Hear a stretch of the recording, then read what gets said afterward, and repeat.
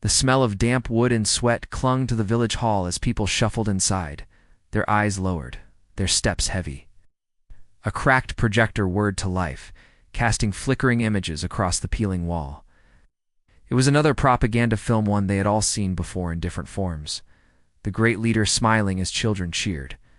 Soldiers marching proudly, factories overflowing with food no one in the audience had tasted in years. Minjun sat on the rough wooden bench, his hands clasped in his lap. Around him, neighbors leaned forward, forcing themselves to look eager. They knew the guards stationed at the back of the hall were watching more closely than the projector itself. Clapping at the wrong moment, yawning, or even blinking at the wrong time could mean a visit in the night. But Minchun's chest burned with silent rage. He remembered his father's hollow face during the famine, how he had withered away, clutching his stomach, whispering apologies for not bringing food home. Yet on the screen, the leader had promised that no one would go hungry, that the nation was overflowing with rice and corn. Lies, all of it. The audience erupted in forced applause as the leader's image filled the wall. Hands slapped together like desperate wings. Children clapped until their palms turned red. And Chen's fingers remained still, his arms heavy as stone. Sharp elbow nudged him. Daeho, his closest friend since childhood, hissed under his breath, "Clap. For your life, clap." But Minjan could not. He stared straight ahead, his jaw clenched, his heart hammering in his chest. To him, every cheer felt like a betrayal of his father's memory, every clap a nail sealing the coffin of truth. From the back of the hall, one of the guards shifted. His gaze swept the crowd, lingering for a moment too long on Minchun's stillness. By the time the projector sputtered to darkness and the crowd stood to chant the mandatory slogans, Minchun felt a chill deep in his bones. The others filed out quickly, avoiding his eyes. Whispers began almost immediately, as poisonous as smoke. He didn't clap. Did you see? He just sat there. In a country where silence could be louder than screams, Minjun had spoken volumes without saying a word, and the walls of fear had already begun to close in. The night air in the village was bitter and sharp, carrying the scent of smoke from thin fires struggling against the wind. Families whispered behind closed doors, their shadows stretching across paper-thin walls. Minjan sat alone in his darkened room, his palms resting on his knees, the echo of the film still haunting him. His refusal to clap had been small, almost invisible, but in North Korea, small acts had the weight of treason. A knock rattled his door. His mother's frail voice came through, trembling with urgency. "Minjun, why didn't you clap?" she whispered, sliding inside. Her face was gaunt, eyes sunken from hunger, but the terror in her gaze was alive, burning. "They saw you. Everyone saw you." "I couldn't," Minjun said, his voice low. "Father died, believing those lies. How can I honor him by applauding the man who starved him?" Her hands gripped his shoulders, weak yet desperate. "Son, you think silence is honor, but here silence is death. They'll drag you away in the night if you don't learn. Please, for me, for your sister, you must survive." Before he could answer, the heavy stomp of boots echoed outside. Guards. Their shadows slid across the thin paper window, like vultures circling prey. Minchun's mother pressed him flat against the floor, holding her breath as if her body could shield him from the inevitable. The guards shouted for everyone to come outside. Villagers gathered in the square, huddled together under the pale moonlight. A commander barked accusations, his voice cutting through the night. "One among you showed disrespect to the great leader at today's glorious film. Disloyalty is betrayal. Betrayal is death." Eyes turned toward Minjun. Even in silence, he could feel their fear, their need to distance themselves from him to survive another day. His friend Daeho stepped forward, sweat dripping down his temple. "Comrade Commander, I'm sure it was a mistake." He was tired, hungry. He meant no disrespect. His voice shook, but the plea was clear. The commander's gaze lingered on Minjun, cold and calculating. Then, with a smirk, he spat onto the ground. "We'll see if hunger can teach him loyalty." The guards seized Minjun, their grips iron around his arms. His mother cried out, collapsing to her knees. "Please, he's just a boy." But her cries dissolved into the night, swallowed by the sound of boots and the creak of prison gates opening somewhere in the distance. Minjun had not clapped hand. Now he would pay the price. The cell door slammed shut with a metallic thud that seemed to reverberate through Minchun's bones. Darkness consumed the room, broken only by the faint glow of a barred window high above. The air was damp, thick with the stench of sweat, rot, and despair. He sat on the cold floor, knees pulled to his chest, the echo of his mother's cries still pounding in his head. Somewhere in the shadows a voice stirred. "You're new," it rasped. "What did you do?" Minjun squinted until the outline of an older man came into focus, his face little more than hollowed cheeks and sunken eyes. His voice carried both curiosity and resignation, as if every answer was already predictable. "I didn't clap at the film," Minjun admitted. His words tasted bitter. Saying them aloud made his defiance feel smaller, almost absurd. The man let out a dry chuckle that turned into a cough. "People have vanished for less. Here, they call that rebellion. Out there, it's just da-da-da-da-da-da-da-da, being human." More voices emerged from the dark, quiet murmurs of prisoners who had overheard. Stories spilled like broken confessions. A woman jailed for hiding scraps of rice. A man for failing to dust the leader's portrait, another for daring to cry at the wrong moment. Each voice was a reminder that survival here was measured not in strength but in silence. The cell grew colder as the night stretched on. Guards patrolled outside, their boots clicking like a cruel metronome. Every few minutes, a scream cut through the air from another cell, followed by silence, swift and absolute. Minjun pressed his forehead to his knees, trembling. He thought of his mother, her frail frame, her desperate plea, "Survive." He thought of his sister, still so young, and how her small hands had always reached for him when she was afraid. Would she now pretend not to know his name to stay safe?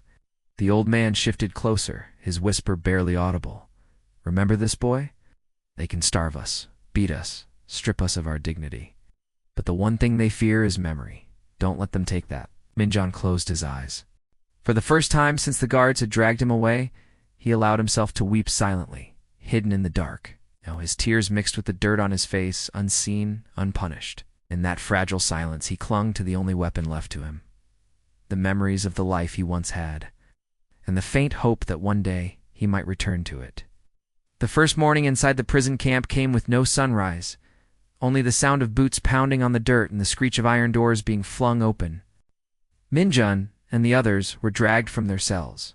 Before their eyes could adjust to the pale gray light of dawn, the guard barked orders, his voice sharp as a whip, and shoved them toward the yard. Their rows of prisoners already stood bent and trembling, tools in their hands, ready for labor. The fields stretched endlessly, not with crops meant for the hungry, but with soil meant for extraction rocks, dirt, timber, anything the regime demanded. Survival here was not about growing food, but about giving every last ounce of strength until one S-body broke. Minjun was handed a shovel heavier than his own arm, his stomach already hollow from days without food, cramped in protest. Around him, men and women swung their tools slowly, mechanically, their faces blank with exhaustion. Every misstep was punished. A woman near Minjun stumbled, collapsing onto her knees. Without hesitation, a guard slammed the butt of his rifle into her back. She screamed, then forced herself to rise again, blood running down her torn clothes. Meals were the cruelest trick of all. Twice a day, guards distributed a watery gruel, barely enough to wet the tongue. Each prisoner cradled their bowl like treasure, sipping slowly, trying to trick the body into believing it had eaten. Hunger became a living creature, gnawing at their insides, whispering temptations. Minjun watched men fight over dropped crumbs in the dirt, their dignity devoured long before their flesh. By nightfall, every muscle in his body ached. He collapsed onto the hard floor of his cell, too weak even to shift into comfort. The old man from the first night whispered again, his words soaked in warning. "Never show weakness. The guards are always watching. Crying means punishment. Slowing down means punishment. Starving is not a tragedy here, it's policy." Minjun clenched his fists, rage simmering beneath his fatigue. Each day was designed to erase him, to strip away thought, hope, and memory. But each time he felt himself slipping, he recalled his mother's voice, fragile yet firm. "Survive for your sister." It was not food that kept him alive, nor strength, but a promise on unspoken vow that no matter how much the regime tried to crush him, he would not give them the satisfaction of watching him fall first. In the camp, silence was a weapon as sharp as any blade. Words were dangerous, monitored, overheard, twisted into confessions. Yet silence also became a thread, weaving fragile connections in the cracks of despair. Minjun first noticed it during a rest break. The prisoners were crouched in the dirt, their bowls of watery soup steaming faintly in the cold air. Next to him sat a woman with hollow cheeks and cracked lips. She did not speak, but when the guard's gaze shifted away, she slid the tiniest piece of boiled root into Minchan's bowl. Their eyes met briefly, an understanding passing between them. She needed no words to tell him. We are the same. We survive by sharing, not by surrendering. That night, Minjun returned the gesture. It saved half of his portion, though hunger clawed at him relentlessly. He nudged it toward her in the dim corner of the cell. She shook her head at first, then finally accepted. It was not generosity. It was survival stitched into two halves of hope. Over the weeks, Minjun learned to recognize others who carried the same quiet resistance. The old man who whispered lessons in the dark. The young boy, barely 15, who hummed songs under his breath so softly the guards mistook them for coughs. Oh man, the woman with the boiled root, her name, he discovered in whispers, was Sunhee. She had lost a son to famine before being dragged into the camp for stealing grain. Her eyes no longer searched for escape. They searched only for endurance. In this hidden web of unspoken trust, a strange thing happened. Minjun began to feel less alone. They could not laugh, could not weep, could not tell stories out loud, but in gestures, in secret exchanges of food, in the way one hand steadied another during labor, humanity flickered. But trust in the camp was as dangerous as hunger. One evening, a prisoner betrayed another for a scrap of bread, whispering lies to the guards in exchange for mercy. Minjun watched the victim dragged away, never to return. The message was clear. Every bond was a gamble, every alliance a risk that could end in death. Still, he could not let go of the fragile thread that tied him to Sunhee and the others. For Minjun, these silent bonds were not just survival, they were defiance. In a place designed to erase humanity, even the smallest kindness was rebellion. The night carried a chill sharper than the hunger gnawing at Minchun's stomach. The prisoners huddled close to the ground, their breaths misting in the frozen air. Sleep rarely came easily, but that night, fear kept every eye half open. The betrayal lingered like poison in the campan, invisible wound that refused to heal. Minjun replayed the scene in his mind, the guards dragging a young man by his hair, his feet scraping across the dirt, his eyes darting wildly toward the prisoner who had denounced him. The betrayer had kept his head low, avoiding every gaze, clutching the scrap of bread the guards had tossed him as reward. One piece of stale bread, was that what a man's life was worth in this place? The silence among the prisoners was heavier than chains. Nobody spoke of it, yet everyone knew. The fragile trust that had once kept them alive had been cracked. Now, every glance carried suspicion. Every gesture felt dangerous. Even the small acts of sharing that had stitched together their humanity became tainted with fear. Sunhee, the woman who had shared roots with Minjun, sat across from him during their next break.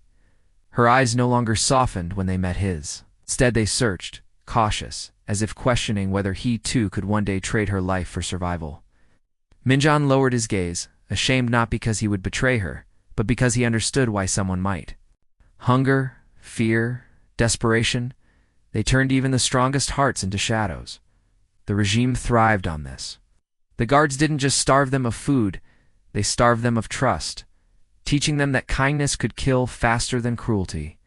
Survival was engineered to feel like treachery. That evening, when the prisoners returned from labor, Minjun caught sight of the betrayer. He was crouched in a corner, chewing his prize slowly, savoring every dry bite while the rest of them gnawed at empty stomachs. His hands trembled, not from cold, but from shame. Minjun recognized it. The man wasn't celebrating, he was crumbling. And yet Minjun couldn't forgive him. The young man who was dragged away had been someone's son, someone's brother, someone who had whispered fragments of hope during the darkest hours. That voice was gone forever, silenced for a morsel. Minjun realized then that the camp's greatest cruelty wasn't the beatings or starvation. It was forcing prisoners to choose between survival and their own humanity. And every betrayal left a wound not only on the victim, but on them all. Hope was a dangerous thing in the camp. It was invisible, Yet the guards seemed to sense it, sniffing it out like wolves hunting blood.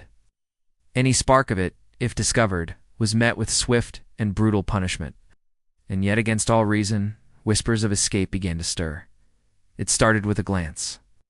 Two prisoners, both miners who had worked in the northern mountains before their arrests, caught each other's eyes during a labor shift. The glance lasted only a second, but Minjun noticed. In a place where everyone kept their heads down, a look that lingered too long carried meaning. That night, as the prisoners lay curled against the biting cold, Minjun heard it, a murmur almost swallowed by the howling wind. The border river is thinner in winter. Frozen over. Ow. The words vanished quickly, cut off by the shuffle of boots nearby. But Minjun's heart pounded. The border, escape, the idea lodged in his mind like a shard of glass. It was madness. No one survived escape attempts. Guards lined the perimeter, dogs sniffed the trails, and beyond the fences lay frozen wilderness, more merciless than the camp itself. And yet, wasn't death already here? Every day they starved, every day they labored, every day they were erased piece by piece. The following evening, Sun-hee whispered when the guards were distracted, her breath trembling as it brushed Minchun's ear. If it's true, we cannot ignore it. Her voice carried both fear and defiance. Minjun wanted to silence her, to tell her never to say such things aloud, but the truth burned too deeply in his chest. Escape was no longer just an idea, it was a temptation. Temptation could kill. The memory of the betrayed prisoner haunted him. Could he risk trusting anyone with such thoughts? Could he risk not trusting them? That was the paradox the camp forced upon them. Days turned into nights, and the whispers returned, carried between trembling lips and darting eyes. The river, the mountain path, a faint chance of freedom. Minjun lay awake in the dark, listening to the rhythm of his own heartbeat, torn between terror and the flicker of hope. For the first time since his imprisonment, he realized the guard's greatest weapon was not the rifle but despair. And if hope could be whispered, it could also be carried, even if only in silence. The camp existed on routine, harsh, unchanging, suffocating routine. That was precisely why any break in it, however small, felt like a tear in the fabric of control. The whispers of escape had grown into something more tangible now, spreading in fragments like smuggled scraps of paper. And within that quiet rebellion, Minjun found himself pulled deeper. By day, he bent his back under the weight of coal sacks, eyes fixed on the dirt to avoid punishment. But by night, when the guards' boots echoed farther away, the shadows became their refuge. Huddled in corners of the barracks, they pieced together fragments of knowledge. The two miners spoke of frozen paths along the riverbank, places where patrols grew thinner in winter storms. Sun-hee added what she remembered from her childhood, a story her grandmother once told of reeds that grew near shallow water, disguising the ground beneath. It was not a plan, yet just pieces of a dream. But dreams had power. The risk was immense. It would need food to survive the journey, yet even hiding a grain of rice was punishable by starvation or death. They would need timing, silence, and trust, each more fragile than the last. Trust, Minjun knew, was the hardest. He remembered vividly the prisoner betrayed for a scrap of bread. Still, the spark had caught. One night, Sun-hee pressed a stolen potato into Minchun's hands. It was small, dirt-stained, hardly enough for a single meal. But she whispered, "For when we run." Her eyes glistened, not just with fear, but with something else. Faith. For the first time, Minjun allowed himself to picture it. The snow crunching beneath their feet. The river stretching like a white scar in the moonlight. The other side, China, survival, freedom. He had never seen it, never even imagined the world beyond the fence, but now it lived in him, like fire. Yet danger loomed closer, with every heartbeat. A new group of Korean soldiers had arrived to retrain the prisoners, their discipline sharper, their suspicion heavier. Rumors spread that they had orders to execute any would-be escapees without hesitation. The shadows were growing heavier, but within them, their plan was taking form. And Minjun knew. The coming nights would decide everything: their lives, their deaths, or the slim thread of freedom. The air that night was sharper than any blade Minjun had ever known. Winter wrapped its fingers around the camp, freezing the earth, numbing breath into plumes of white mist. The Korean soldiers cursed the cold, their heavy coats offering little against the wind that cut like glass. But for Minjan and the others, the cold was their ally. It kept the guards close to fires, their patrols sluggish, their eyes heavy. The plan was simple, yet terrifying. Wait until the darkest hour before dawn, when even discipline gave way to fatigue. Slip through the broken fence near the waste pit, crawl across the frozen fields, and reach the river. If the ice held, they might cross. If it broke, the river would swallow them whole. Minchun's heart thundered as he crouched beside Sun Hai and the miners in the barracks. No words passed between them, only nods, breaths drawn slowly, the language of desperation. Sun He's hand brushed his briefly, a spark of warmth in the frigid night. Then came the sound, the faint clatter of boots fading down the opposite path. This was it. They moved like shadows, careful not to stir the sleeping bodies around them. Each creak of the wooden floor felt like an explosion in Minchun's ears. At the waste pit, the stench was suffocating, but it masked their movements. Section of the fence sagged there, rusted and bent a flaw unnoticed or ignored. One by one, they slid through the gap. The frozen ground cut their hands, but the pain was nothing compared to the pounding fear of discovery. Behind them, the camp loomed, silent but alive. Filled with watchful eyes, they prayed, were blind tonight. The fields stretched before them, endless and pale beneath the moonlight. Each step felt like walking on glass. In the distance, the river glimmered a line of silver, hope carved into the night. But then dogs barked. The sound shattered the fragile silence. Somewhere in the camp, guards shouted, their voices harsh, urgent. A flare shot into the sky, painting the snow blood red. Minchun's chest tightened. There was no turning back now. The reckoning had come. With the river in sight and death on their heels, they ran not as prisoners, but as people clawing for life. The river loomed like a wall of silver beneath the moon, its frozen skin glistening with deadly beauty. Minjan skidded down the snowy slope, lungs burning, Sun He at his side, the others stumbling behind. Behind them, the shouts grew louder, Korean soldiers closing in, dogs snapping, flares hissing through the sky.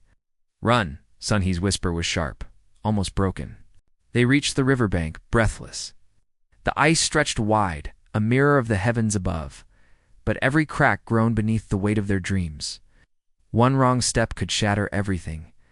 Minjan pressed his hand to the ice, feeling its tremor.